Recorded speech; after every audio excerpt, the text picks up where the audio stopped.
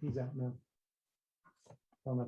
Okay, welcome. Good afternoon, and thank you for joining us. We're going to get started here momentarily, but I did want to go through just a couple quick reminders. If possible, we would request that everyone please go ahead and stay on mute until it is your opportunity to ask questions. The way we're going to structure today's press conference is we will have opening statements from each of our three commissioners, followed by a question and answer portion. When we get to that question and answer portion, I'll be glad to provide some instructions on how we will go about making that happen. I would also like to let the group know that we are recording this both from an audio and a video perspective, so we will have those files to share later. It's now my pleasure to introduce the three commissioners who will each give a formal opening statement before we ask any questions. Let's start with ACC Commissioner Jim Phillips. Commissioner, the floor is yours. Good afternoon, everyone. Thank you all for your interest and for taking the time to join us today to discuss our groundbreaking alliance. First, I want to thank Commissioners Warren and Kleofkoff for their partnership, transparency, and commitment during our discussions over the last month or so. We never could have reached this point without our collective engagement, shared values, and open and honest communications. Similarly, I also want to acknowledge our chancellors, presidents, and athletic directors who have been instrumental in getting us to this point. Their leadership is second to none. Our discussions centered on the unprecedented environment within college athletics today and how best we, together, could address the challenges ahead, from the potential significant changes to the NCAA structure and governance, to the impacts of the Alston decision and the implementation of name, image, and likeness, from enacted and potential state and federal legislation to the postseason in college football. There are simply many critical discussions to engage in and decisions to be made in the coming months and years that will shape college athletics for decades. And we believe that together, along with our colleagues across the country, we can help play a formative role in both. What became clear from our conversations is that our institutions share values, interests, and a genuine and dedicated commitment to the overall educational missions of our world-class institutions. Collectively, our 41 schools are aligned in our emphasis on educational outcomes and on providing first-class experiences for our students who elect to participate at the highest level of intercollegiate athletics in America. Our everyday commitment to more than 27,000 student athletes within our three conferences will only be enhanced by this new alliance, allowing us to more effectively advocate and work constructively with all other conferences to achieve the best possible balance of education, competition, and commercial activity driven by the best values of higher education. As I'm sure you read in our news release, while motivated by our shared interest and common desire to help shape the future of college athletics, we are also driven by the exciting potential of a football and women's and men's basketball scheduling partnership, as well as unique collaborative events for our Olympic sports. We know that in the years ahead, our student athletes, alumni, and fans will benefit from thrilling new matchups, which will create new rivalries and excitement within our alliance.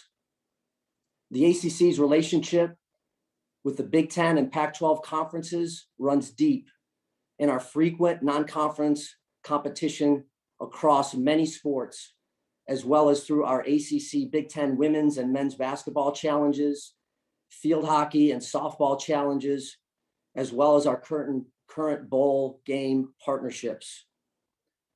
From a longer-term perspective, we are bullish on the scheduling alliance as it will elevate the national profile of all of our teams by playing from coast to coast with college fans across the country as the beneficiaries.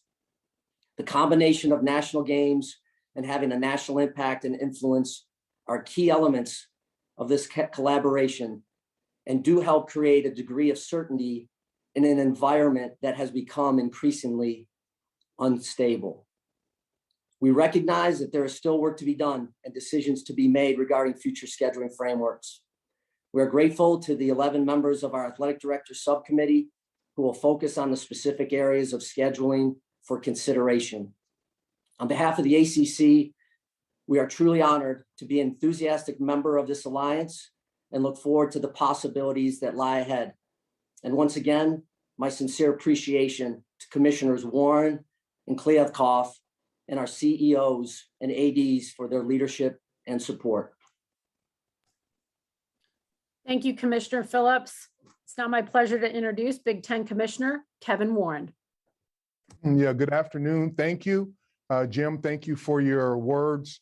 It's really been a pleasure to work with both you and George and to be able to discuss issues that are pertinent to college athletics, and feel so strongly now that to have people in this industry, leaders at the ACC and the Pac-12 that we've been able to communicate with to deal with a lot of issues in college athletics.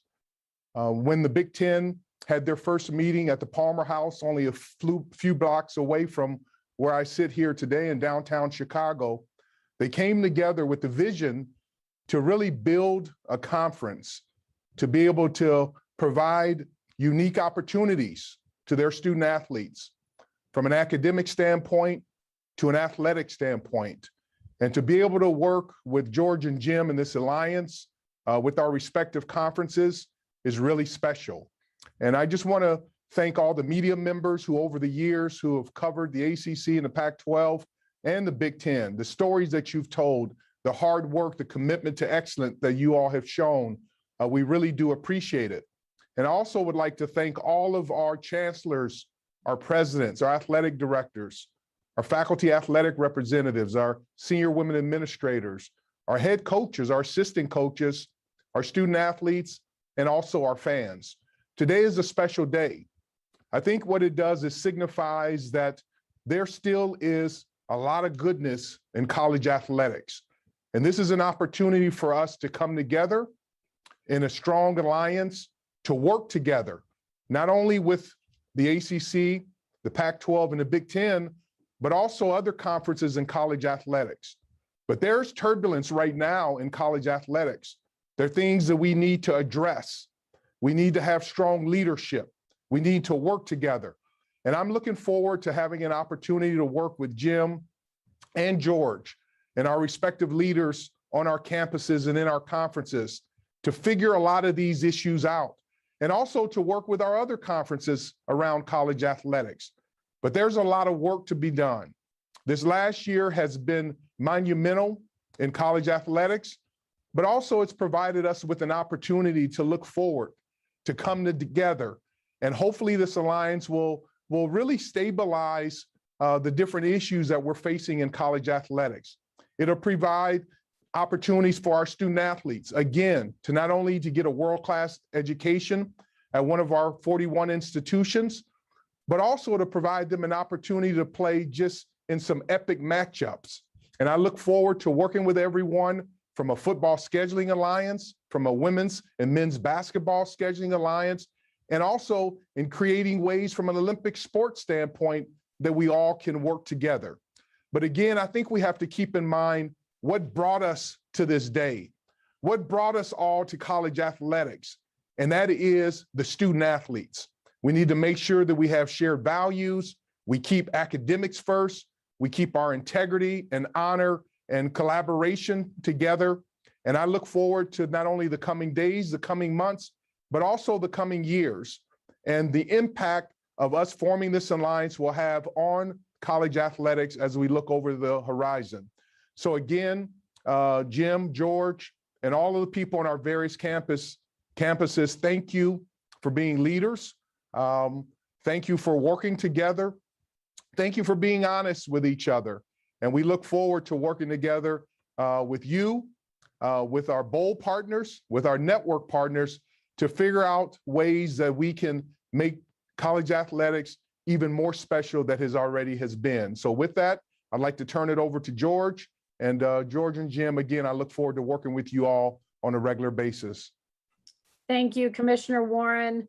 And again, it's my privilege to announce Pac-12 Commissioner George Gliavkoff. Commissioner, the floor is yours. Thank you, Amy. I want to start by thanking my fellow commissioners as well from the ACC and Big Ten, Jim and Kevin, along with all of the presidents, chancellors, and athletic directors from each of our three conferences who have come together to make today's alliance announcement possible. More substantive and complex issues have emerged in college sports in the last 3 months than in any other similar time frame in history. The Alston decision, state and federal legislation, the NCAA's Gender Equity Review Report, the future structure of the NCAA, CFP expansion, and of course, conference realignment. The foundation of college sports is, in many respects, in turmoil. But these matters, while challenging, also present once-in-a-generation opportunities for the leaders in college sports to reevaluate long-standing ways of conducting our business, hit the reset button, and come together to make a positive difference in the future evolution of college sports. Despite the shifting landscape, there are some critical constants among many in college athletics, and specifically among every one of the 41 member institutions in our three conferences. These constants include a resolute commitment to our student athlete, a commitment to both academic and athletic excellence, and a commitment to protecting that which makes college sports so special for our student athletes, alumni, and fans. The intersection of these constants and the opportunities afforded by all the disruption are the reason we have come together in this alliance. Today is an historic moment, but it is the very beginning of a long journey of collaboration. It is now upon our three conferences to begin the real work that will make a difference, and to begin leading the discussion that will bring concrete positive changes both on the macro critical matters before college sports and with regard to enhancing our inter-conference schedules for the benefit of our student athletes, alumni, and fans. I want to thank my fellow commissioners once again, and Jim, Kevin, and I will be happy to take any questions. Thank you, gentlemen. We'll now transition to our Q&A portion of today's press conference. Please go ahead and use the raise hand function as part of the conference call, and we'll get to as many questions as possible. We're going to start with Dennis Dodd. Dennis, floor is yours. Yeah, thanks guys for doing this. For all three, I guess, do you support the college football playoff as proposed? And why or why not at this point? Thank you, Dennis. Let's go ahead. We'll start this one with Commissioner Phillips, and then we'll go from there. Appreciate the question, Dennis. And I think, the last couple years where we had a group of individuals take a look at a proposed new alternative, they did excellent work of providing an analysis and an option for us to consider. And I think as we all got together in Dallas in June, the idea was that we were going to spend the rest of the summer until the third week of September when we reconvened, socializing the playoff. What did we like about it? What did we have issues with it? Did it make sense? Too many games? What did it do to the bowl structure and the bowl system itself? And so certainly from an ACC standpoint, we haven't made a final decision about where we will fall. We want to take the whole entire period in order to really vet it thoroughly. And like I'm sure has happened with the Big Ten and the Pac-12, we've started at the CEO level. We've gone to the ADs, the SWAs, FARs. We've gone to the student athletes, the coaches, to collect as many data points as we can in order to give the best assessment and read possible. So that's where we find ourselves in the ACC, Dennis. Commissioner Warren?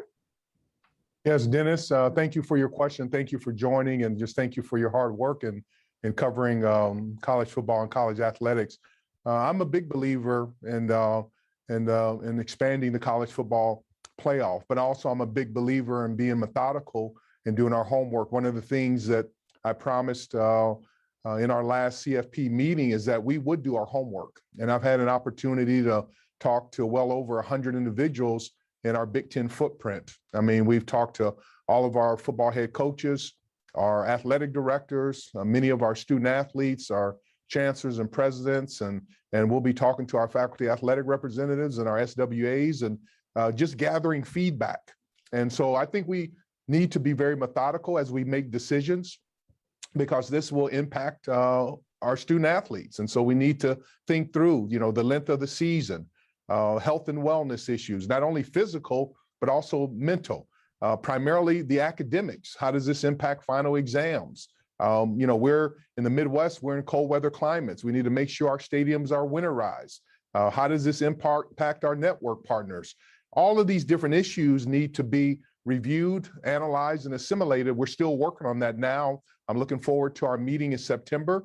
But again, the committee led by Greg Sankey and Craig Thompson and Jack Swarbrick and Bob Bosley did an incredible job. They spent hours upon hours of looking at these different issues. So we're still unpacking this information, but I do think whenever a decision is made, we need to make sure that we have an inclusive voice. We need to make sure we keep our student athletes at the center of all of our decisions, do the right thing by them. And I'm confident, and not only in Jim and George, but also all of our other brethren around college athletics, and that we'll make the right decision and do the right thing at the right time. And it's I appreciate the leadership of Bill Hancock and his staff with the CFP. They've done an outstanding job. So the future will be interesting as we work through what is the right thing to do for our student athletes and for the game of college football. I'll just briefly add that the Pac-12 is 100% in favor of expansion of the college football playoffs, that there are issues at the margins, although I'll repeat what Kevin and Jim said, which is the work that was done by the committee to come up with the 12-team playoff is exemplary. There's a lot of really, really good stuff in there, but we're going through a process, as both of my colleagues mentioned. And for me, that means condensing my visits to every single school so that they're terminated by September 28th, so I can get face-to-face feedback from every one of our universities. I was in Boulder, Colorado yesterday. I'm in Eastern Washington today. And we're all doing this work so that by September 28th, we have very good feedback to provide back to the broader committee. Thank you. We'll take our next question from Pat Forty. Thanks, gentlemen, for whoever can answer this. There are obviously some big ideas here, but there's not much in the way of a timeline. I understand that could be a bit of a moving target, but the word I've seen is whenever it's practical. Can we at least give some rough ideas what is practical in terms of scheduling in football games, basketball games, women's basketball games? Commissioner Warren, can we start with you for this one, please? Sure, Pat, good to hear your voice. Yeah, and one of the things we have to keep in mind is that we already have some existing relationships between the ACC and the Pac-12 and the Big Ten. I mean, starting with basketball, we have an ACC Big Ten Challenge. With the Pac-12, we have a volleyball relationship that we've been able to build with them. And then from a football standpoint, you think about September 11th this year, we have Oregon who will be playing at Ohio State and Washington who will be playing at Michigan. I believe between 2022 and 2035, there are already 68 games that are on the schedule from a football standpoint. And that's not including even Notre Dame in that number. I think if you include Notre Dame, it's 103 games. So a lot of existing games are already on the schedule. What this allows us to do is to focus on the existing games that we have. How do we couch those? How do we build storylines around those? How do we expand those schedules? Pat, I think one thing to keep in mind is that we've promised each other is that we're not going to interfere with any existing contracts that exist. So this is not about getting out of contracts and blowing anything up. This is about honoring those existing contracts, but also building relationships between these three like-minded conferences as we look forward from a scheduling standpoint, not only in football, but in women's and men's basketball, and also in Olympic sports, and to see if there's opportunity to build early season, mid-season tournaments or unique games that will come together. So as I think Jim has said in his comments, and George said it, we're really at the beginning stages of this. But the beautiful thing about this, we have some of the brightest minds in all of college athletics in our athletic departments, with our athletic directors, and also our leaders on campus. So to be able to get in the room now over these next couple of weeks and months and start rolling up our sleeves and going to work to figure out how this will come together is exciting. I mean, we know the elements are there. We have the willingness to work together. We will work together. And I think you'll see some really exciting opportunities for our football, basketball, both men and women, and our Olympic sports student athletes as we start unpacking the scheduling component of this. Commissioner Kliavkoff, do you have anything to add? Nothing to add. Kevin and I are 100% aligned on this, as I know Jim is as well. Okay. We will take our next question from Dan Wolken. Yeah, hey guys, I'm curious what kind of document has been signed or will be signed to formalize this alliance? How will it be legally enforceable? And will it include any language that prevents one league in this alliance from poaching members of another league? We'll go ahead and start with Commissioner Kliavkoff for this. There's no signed contract. There's an agreement among three gentlemen, and there is a commitment from 41 presidents and chancellors and 41 athletic directors to do what we say we're going to do. If there's any lack of specificity in the press release, it's because we want to make sure we could deliver 100% of what we promised. So we're aligned in how we want to approach this, but there's no contract, there's no signed document, and there doesn't need to be. Commissioner Phillips or Commissioner Warren, either of you want to react? I think George said it well. Great. We will transition to our next question, which will be Lane Higgins. Lane? Hey there. This one is primarily for George, but anyone can chime in. Obviously, one of the biggest pieces of college sports we've seen is this push for maximizing revenue from TV. And obviously, having these big non-conference marquee games is big, but also getting into different time zones is important. Could you speak to how this impacted the thought process and the decision making and forming this alliance, and how much that is increasingly important now that the SEC is adding two members that are, large eyeball getters in college sports? There may be residual benefits from this alliance related to increased revenue opportunities, but that wasn't the focus of why we did the alliance. We did the alliance to protect the collegiate model, to work together on these important issues, and to create unique new opportunities for our next generation of student athletes and our fans and alumni who want to see these great games that we'll be able to create. So we weren't focused on revenue when we were creating the alliance. Thank you. We'll take our next question from Kirk Bowles. Yes, to any of the three gentlemen, I'm curious if y'all fear for the survival of the Big 12 once the expansion goes through, and is that bad for the future of college football and athletics? We'll go ahead and Commissioner Warren, do you want to start this one? Thank you. Sure. Thank you for the question. Quite naturally, speaking for us in the Big Ten, and I'm sure George and Jim feel this way, I have the utmost respect for Bob Bosley, the commissioner of the Big 12. He's been a great leader in the Big Ten at Iowa and in the Pac-12 at Stanford, and also with the Big 12.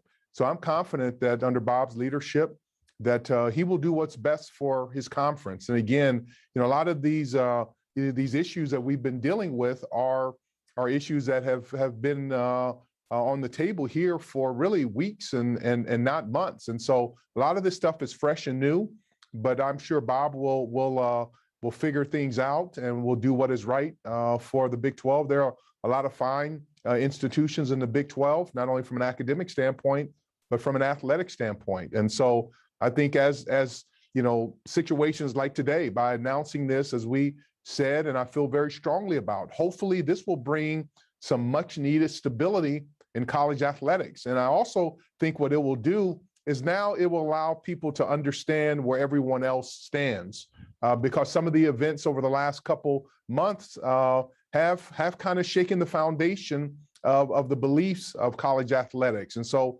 hopefully this will allow other conferences to be able to kind of work through their various issues and figure out what's best for them in the future. But again, Bob has only had an incredible, successful history, and I'm confident that he'll figure out what to do with his leaders in the Big 12 and on behalf of his student athletes. Let me jump in as well. I think Kevin said it well. Let me put it directly. We want and need the Big 12 to do well. The Big 12 matters in college athletics. The Big 12 matters in Power 5 athletics and our FBS group. And so I can just tell you that we'll be watching what occurs here. And obviously this transition isn't supposed to be taking place for another 4 years. But this group in particular will be very interested to see what happens and to do everything that we can to try to make sure that, again, college athletics looks similar to what it is today, about the numbers of opportunities, the commitment to one another, the support of one another during really difficult moments, which we're faced with right now. Thank you. We will take our next question from David Teal. This is for all three. Given your intent not to blow up any current scheduling contracts, but add more games among your three conferences, is college football moving to a regular season where the Power 5, Autonomy 5 play only one another? I can start by saying there's no intention as part of the alliance about increasing the number of games that the football teams play during a regular season. And there is no intention to stop our teams from being able to, within the alliance, also schedule games against any other conference that they want to schedule games against. They'll have flexibility in games that they'll be able to schedule. And it's our hope that they continue to schedule games against other Power 5 conferences and other conferences in Division I as well.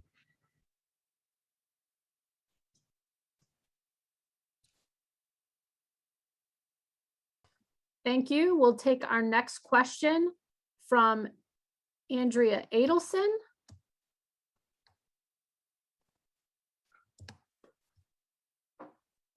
Hi, everyone. Thank you for doing this. For all three, if I could, if the finances weren't really the sole focus, and there has been a lot of discussion about the SEC pulling further ahead financially, what is this alliance specifically going to do to help that if the finances aren't something that you guys are focused on?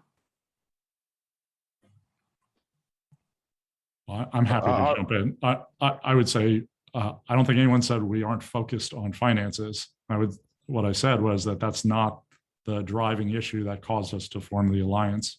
Obviously, everyone's focused on finances and focused on doing what's best for all of their schools, and will continue to do that. I think the creation of these interconference games across all time zones with interesting new matchups provides all of us the opportunity to think about how that benefits our schools long term. Commissioner Warren or Commissioner Phillips? Yeah, I think George, said it well. So I think the biggest thing is for us to start as far as what's the right thing to do.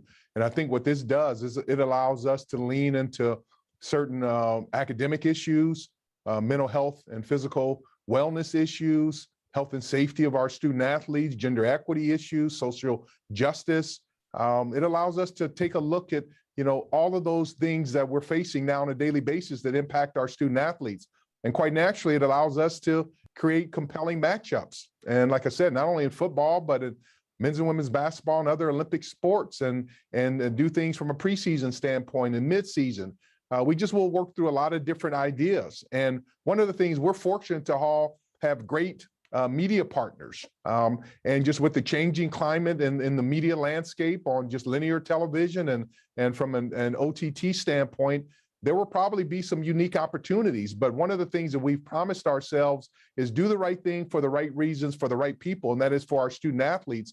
And in doing so, I think it'll be very clear that other unique opportunities, not only from a media, but from a business standpoint, will be created, but for the right reasons at the right time. But today is really, is a signal that three strong conferences have an opportunity, who have shared values and to be able to work together, and who want to prioritize the things that we feel that are important in college athletics at this point in time. I would just add one other element, because I think both George and Kevin answered your question well, Andrea. But at times we understand the financial piece, and it usually is the driver of a lot of decisions. And I can speak to you directly in the sense that this was a time that we felt we had a responsibility to stabilize a volatile environment, to focus in on the things structurally that we have to do if we want to see college athletics not only survive, but excel. And that is new government instruction, Alston, what we're faced with the transfer portal, et cetera. And so sometimes it can't be driven by money. Sometimes it has to be the fundamental components of the enterprise that you fight for, that you have a responsibility for, and that ultimately you're committed to making sure that it lasts for the next generation of student athletes. And this is too important to too many student athletes across the country, 500,000 or so. The collegiate model, though imperfect, is a place that allows access and affordability to a group of young people that may have never accessed higher education or ever have had a chance to pay to go to college. Thank you. We will take our next question from Bruce Feldman. Thanks, Amy. Question for you guys, just from earlier about there being no signed document. I mean, Jim, you just talked about stabilizing a volatile environment. I mean, what do you say to people who listen to that and think, I mean, I've talked to some Big 12 ADs who felt like the Big 12 was as stable as it's been for the last decade. To have no signed document, you have 41 different schools. Obviously, there are some that are going to seem to have more leverage than others, who would, to think that there is no signed document, that this alliance isn't very binding at all. How do you ensure people feel like this is actually has some strength, where you don't think somebody's going to pull an end run or do something outside the alliance to better their own specific situation? I'd say this, Bruce, it's about trust. It's about, we've looked each other in the eye. We've made an agreement. We have great confidence and faith. Our board chairs have looked each other in the eye and have committed to the same level of support and connection to one another. Our athletics directors have done that. And so if that's what it takes to get something considerable done, then, we've lost our way. Of course, binding contracts serve a purpose. But at this juncture, that to us wasn't a critical element of it. And we'll certainly see where all this goes. But I know what we discussed. We all know what we discussed, and we're very confident about executing on all that's been described today. Bruce, good to hear your voice. And again, I think it's a great question. And even though I'm a lawyer, but one of the things that one of my most favorite law professors at Notre Dame would say, that if you have to go back and look at a contract that you signed, you probably entered a deal with the wrong parties. And then I think what that says is, our contracts important? Absolutely. They're critically important.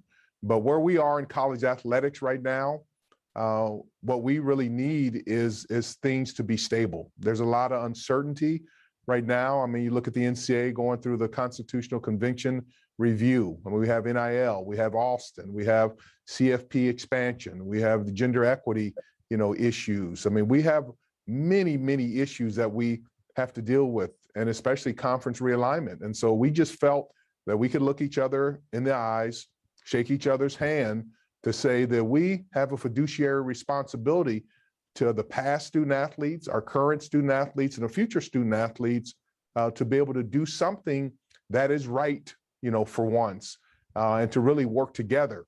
And I can speak from experience. My father was a student athlete in the 40s at Arizona State University. When fought in the war, came back and finished his degree. My brother was a student athlete in the 60s at Stanford.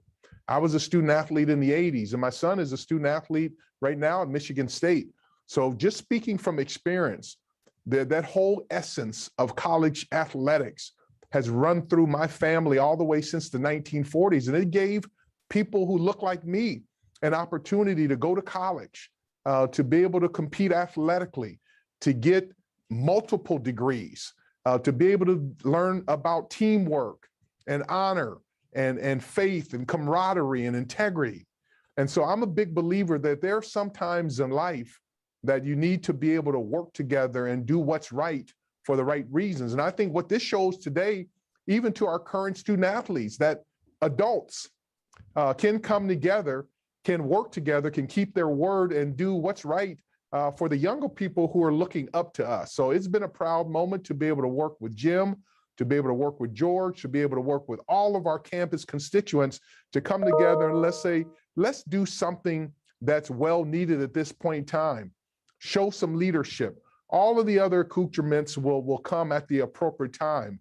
But I think today and the next couple of months will really be about making sure that we're organized, that we create some stability in this enterprise of college athletics that has been good to so many people. Many of you who are in the media, you were blessed to be college athletics, but participate in college athletics. But I know, speaking from where I sit and the impact of being a student athlete has had on my family and still has on my family to this day, I will forever be grateful to this environment of college athletics, and will do everything that I possibly can with these two men and other conferences for us to be able to work together as we look forward and leave a lasting legacy that we owe. We have a responsibility to our future generations to do what's right at the right time for the right reasons. Today is a press release, but it's also a commitment, and it's a commitment among 41 institutions. And I would say what my parents taught me, which is don't measure me by what we say, measure us by what we do over the coming months and years and decades. And I couldn't be happier about the alliance, and I'm okay with there not being a signed contract. We didn't even focus on that, didn't even talk about that. We'll take our next question from Adam Rittenberg. Yeah, hi guys, just thanks for taking the time. I'm just curious, of all the factors that may have motivated this discussion and the ultimate alliance, how much was the SEC's expansion with Texas and Oklahoma in that process? How much did that factor in, whether it didn't at all or did at some point when you guys were putting this together? I'll answer that to start. Adam, good to hear your voice. I have great respect for the SEC. I have great respect for Greg Sankey and his leadership. I would say one of the most powerful mentors in my life was Mike Slive, who was the SEC commissioner before Greg, who helped train Greg. Mike had an important just role in my life.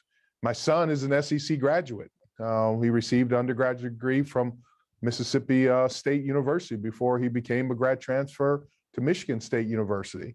And so even as late as yesterday, we have weekly calls with our A5 commissioners, and Bob and Greg and George, Jim, and myself were on the phone call. So we communicate regularly.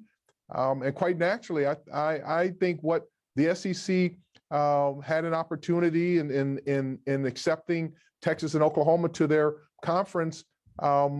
I think what that did is that allowed all of us in college athletics to maybe take a step back and take a step forward to really start evaluating what will the next 1, 3, 5, 7, 10, 15 years look like in college athletics. I mean, quite naturally, because we're in this business, we're always aware of conference realignment. I mean, the Big Ten has grown over the last couple of years by having individuals from other conferences join. So that's always there. But I just think from where we sit, we have to be aware as far as what's going on. I mean, even one of the things that we learned from COVID last year is that we live in uncertain times.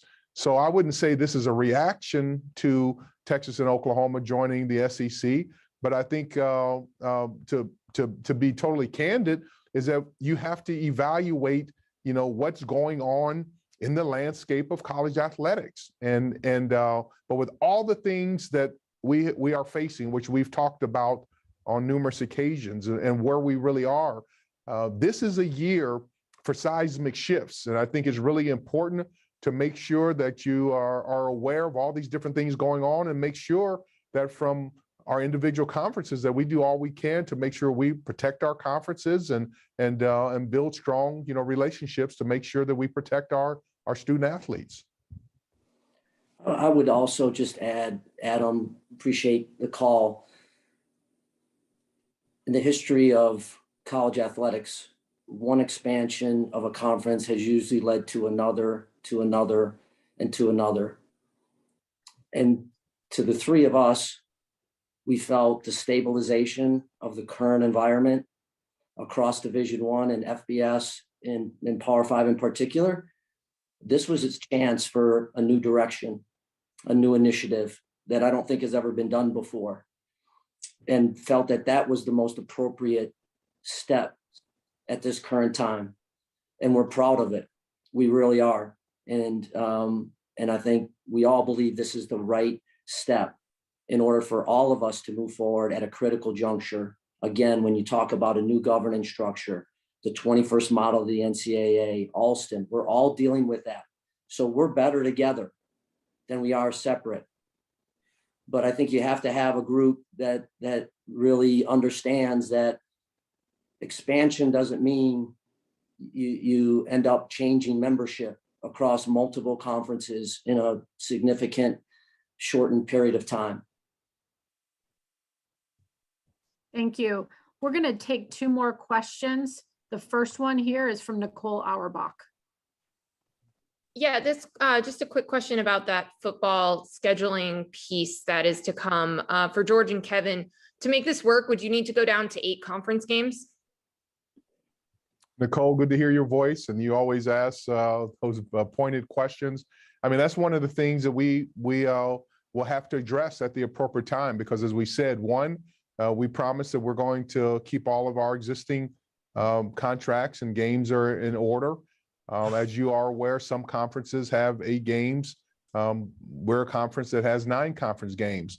So all of those different issues, which we knew were on the horizon over these last couple of years, now with the scheduling allowance, they're put on the table now, that we'll have to address those to make sure that we're able to expand the relationship with the ACC and the Pac-12. So that's one of the items that we definitely will be working with through our leaders in our conference. That's one of the reasons why I'm so excited about having former coach and athletic director Barry Alvarez from Wisconsin join our conference office, because he now will be an asset to all of us here to be able to work through from a coach and administrator and leader standpoint. But those are the kind of issues that we'll be dealing with over the next weeks, months to years as we look forward to building the scheduling alliance together.